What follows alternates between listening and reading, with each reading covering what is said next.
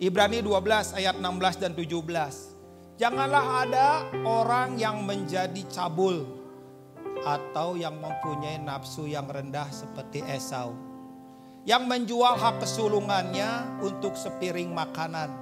Sebab kamu tahu bahwa kemudian ketika ia hendak menerima berkat itu, ia ditolak. Sebab ia tidak beroleh kesempatan untuk memperbaiki kesalahannya, sekalipun ia mencarinya dengan mencucurkan air mata. Ini serem ayat ini. Tuhan berkata, janganlah kamu menjadi cabul. Janganlah kamu mempunyai nafsu yang rendah. Apa artinya mempunyai nafsu yang rendah? Mempunyai nafsu yang rendah itu punya keinginan yang dikuasai oleh nafsu. Gak berpikir panjang, gak tanya Tuhan, gak minta pimpinan Tuhan, asal dapat. Itu nafsu yang rendah. Dan mengabaikan perkara-perkara yang rohani, itu juga mempunyai nafsu yang rendah. Menganggap hal yang penting, yang utama, yang ilahi, itu gak penting. Itu juga mempunyai nafsu yang rendah. Dan orang yang seperti Esau ini gak bakal dapetin sesuatu, apalagi di hari-hari terakhir ini. Karena itu jangan ada lalat mati dalam hidup. Jangan mempunyai nafsu yang rendah seperti Esau. Jangan pernah mau menukar hak kesulungan dengan sepiring atau semangkuk kacang merah. Jangan menukar dengan hal-hal yang gak sebanding. Panggilan itu sangat teramat mahal. Gak sebanding. Gak ada bandingannya. Begitu berharga. Begitu dihormati. Dan Tuhan mau orang-orang yang bergerak dalam panggilan mengerjakannya sampai selesai.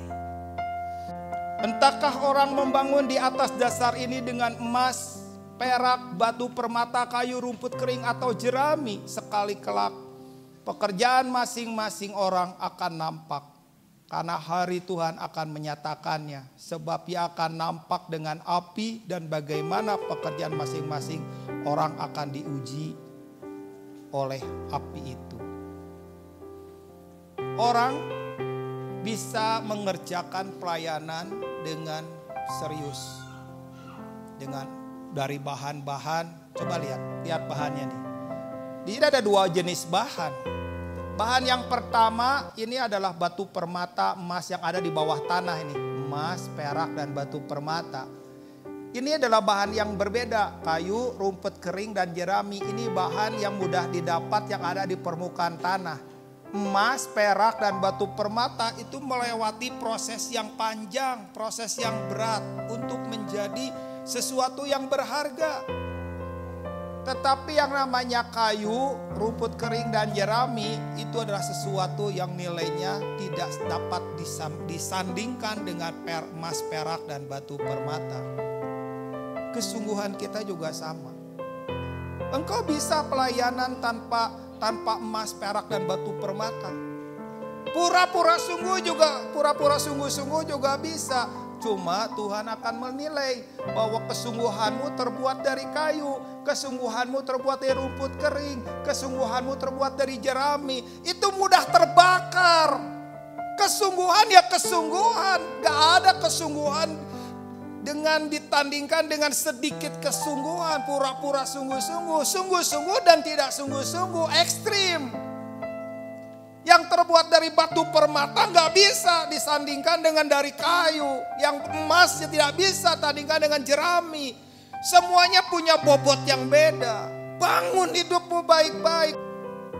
Jika pekerjaan yang dibangun seseorang tahan uji, dia akan mendapatkan upah. Jika pekerjaannya terbakar, dia akan menderita kerugian. Tapi ia sendiri akan diselamatkan. Tetapi seperti dari dalam api. Semuanya dinilai, semuanya diuji, semuanya akan diukur oleh Tuhan. Sungguh-sungguhlah, jangan pura-pura sungguh-sungguh. Murnilah untuk Tuhan, hiduplah murni. Bertanggung jawablah sebagai pekerja-pekerja yang berkenan di hadapan Tuhan. Seorang hamba akan mengejar perkenanan dari tuannya. Seorang prajurit akan mengejar perkenanan dari komandannya. Seorang pekerja Kristus akan mengejar perkenanan dari Kristus. Kejarlah perkenanan.